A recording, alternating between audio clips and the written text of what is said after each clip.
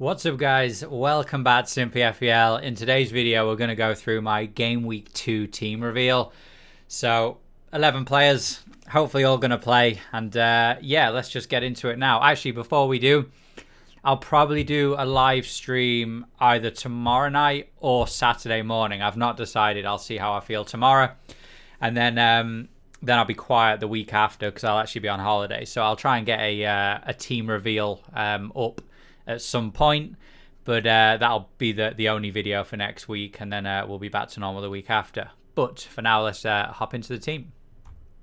So, already had an increase of 0.3 million, so that's a good start. I do like to try and get to Christmas at about the 104, 105 million mark.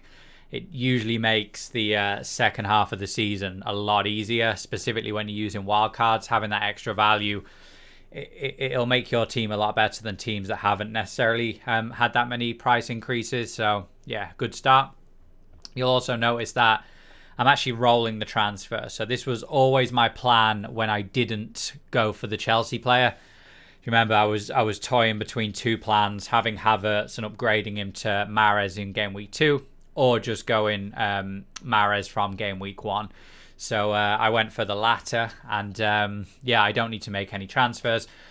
And I think for next week, I need to find a way of getting Son into the team. So, I mean, it's going to have to be Mahrez or Bruno that disappears for him. I can't not have Son for game week 3. So I'll have 2 transfers for that. So if I want to get rid of Mahrez, I can always downgrade someone else. I'm still thinking about the best way to do it. But yeah, for now, rolling the transfers, which I'll definitely need for next week. So yeah, Sanchez in goal. Watford at home. Now, I'm not even expecting a clean sheet. That's how good I thought Watford were in their opening game. But look, we've got Sanchez for the next 6 game weeks. We're not going to even consider getting rid of him once we use our wild card, which will probably be game week 7. If he's not done the business for us, then we'll look to swap him on. But for now, Watford at home, it's an okay fixture. Yeah, we'll just keep our fingers crossed for the clean sheet there. And it's double as much because we're gonna obviously have 2 Brighton defenders / goalkeepers. So Veltman, he's showing a 75% chance to play on the FPL game, but I'd imagine he's fit to play. Like, he never had COVID. He was just a close contact. I'd be shocked if he's still not allowed to play because of that. And once he's back, he's definitely going to slot back into their defense. Hopefully that'll make them a bit stronger as well. So we're either going to get 0 clean sheets or 2 by the looks of it. So again, hopefully it's the latter. Veltman's not exactly got too much attacking threat. So it'll be a clean sheet or bust for him. Luke Shaw then. So yeah, Southampton, one of the worst teams in the league this season in my opinion. I think they're going to leak a lot of goals. Hopefully they don't score as many as well now that they've obviously lost Danny Ings. So yeah, a clean sheet, chance number 2 maybe. Obviously they didn't get the clean sheet last week, even though they absolutely hammered Leeds. There's always that chance of getting an attack in return with Shaw as well. Shaw's someone who, again, could be on the chopping block at any point. Now, there's so many potential swaps I can make over the next 4 to 5 game weeks before my wild card. Once Kane and Lukaku come into the mix, it's going to get really interesting. I think Shaw's someone that long term I might not hold. I just think there might be better options out there. But for this week, it's definitely someone I'm happy to have. Trent Alexander-Arnold and Tsimikas. So look, Liverpool have a really good record against Burnley. Burnley don't score many goals against them, so hopefully having the Anfield crowd is going to really help. If we get 2 more clean sheets from the Liverpool lads, I know most people have them, so it's almost like it makes no difference to our rank if they get clean sheets or not. But for the people that don't have them, are the reason that we're going to hope that they get the clean sheet. There's a chance of an attack in return from either. I mean, Tsimikas created several chances there in the last game, so it'd be good if he could bow out in style. I'd imagine we've got maybe 1 more game week max with him. Robertson's definitely just going to take his spot back, and then we'll probably never see Tsimikas again. So yeah, 4.1 million now. If he can go up to 4.2 million, that'd be good. We sell him, get the 0.1 million profit, But other than that, I mean, his time in the team's numbered. It wouldn't even surprise me if he doesn't play this weekend. Robertson's been spotted in training, so yeah, fingers crossed. Midfield then. So look, the 4 big dogs. We're happy enough with this.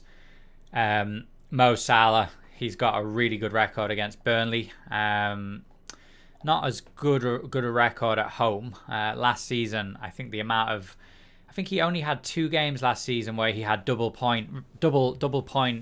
digit point returns, which is a stat I seen yesterday, which was quite surprising. But I can't put the captain's armband anywhere else. I mean, I could take a punt on Fernandes. There's a chance United hammer Southampton, but I just think that's a bit too much of a gamble. There's a good chance that, like game week 1, they both get around the same points anyway, so maybe it won't make a difference. But Mo Salah, the only guy in my team who's untouchable, he's never going anywhere. Not until the African Cup of Nations anyway, or unless there's any sort of injury. Riyad Mahrez, if he doesn't have a good game against Norwich, he will probably be on the chopping block. I just don't think I have a choice. He's 9 million. Son's only 10 million. I can definitely use him to get Son in. So yeah, hopefully Mahrez gets a game first of all. With Gundogan looking like he might actually play, the risk of rotation is greater now that Kevin De Bruyne's back. But he's still one of their best players as far as I'm concerned. I think Mahrez is so underrated, and he was so good at the end of last season that I'm thinking Pep might have him on the right wing for the next few game weeks, certainly until the cup games start, and he has to kind of think more about rotation. Fernandes and Greenwood then. So yeah, I think Greenwood will start. I'm not going to get rid of him till game week 5. That's when I'll probably drop him down to Rafinha. Now, the only chance I might do that earlier is if, let's say I choose to go Mahrez to Son, I might just drop Greenwood to Rafinha to get that 1 million in. That's possible as well. The only risk with Rafinha is he's going away for international week, and there's a chance he might miss the next 2 games because of the quarantine. So that's something we're going to have to keep an eye on. In terms of points, assuming they both start, we're going to get some sort of point. I just don't see Southampton keeping Manchester United at bay. I mean, Southampton are just not good. I feel bad for their fans. They're going to have a really tough season. Like they've essentially sold 2 of their best players, which to me is just like they've not really replaced them very well, in my opinion. So yeah, let's see what happens because of that. And then finally, Danny Ings. So they finally updated his photo on FPL, so he's got an Aston Villa shirt, which is good. Newcastle at home, not really a better fixture you could pick to get over such a terrible opening game. Now, I know it wasn't terrible from FPL. He got us a goal, but from his point of view, he had a fairly poor game. He did nothing until he took the penalty at the end. His XG, I think, expected goals without penalties was like 0.02 or something. I don't know what that was from.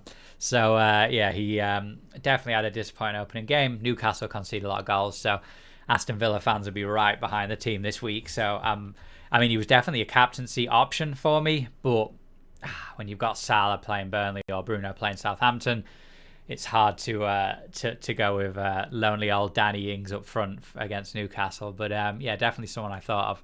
And then finally, Antonio. The guy could have had 25 points in the last game, missing penalties, open goals, like an assist. He should have really had another assist. I can't remember who took the shot, but it was just not a great shot.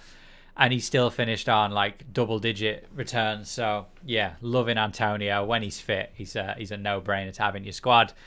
So yeah, Leicester at home. Leicester, really good team, obviously, but West Ham are a good team as well. So yeah, people seem to forget that West Ham, they're no longer one of the relegation teams. Like, they're going to be a top 8 team this season. So yeah, if we get another goal, I mean, looking at that team, it's a small chance, but we have a chance at getting 5 clean sheets and 6 attacking returns. All 11 could get points. It's some really good fixtures. So yeah, no chance we use a transfer this week. I just think you'd be using it for the sake of it. And then on our bench, we've got Ayling against Everton, which in its own right, he could have played. But, I mean, who am I going to take out? And then Gilmour against Man City. Look, he's bench fodder. And then Perica, or someone in the comments, some Croatian, said it's actually pronounced Perica is apparently how it's pronounced. Perica. So, yeah, I need to try and remember that. But he's not even playing in the Premier League anymore. So, yeah, there's no chance he comes on. But that's the team. And that's what we'll head into Saturday with. There's zero chance I make a change. So although this is going up on Thursday, well, barring some crazy injury or some big event, there'll be no change. Because even if one of these lads drops out, I'll just let Ailing play. I want to roll the transfers. So yeah, you can I can hang my cap on this team. There's not going to be any last second swaps. But yeah, that's that.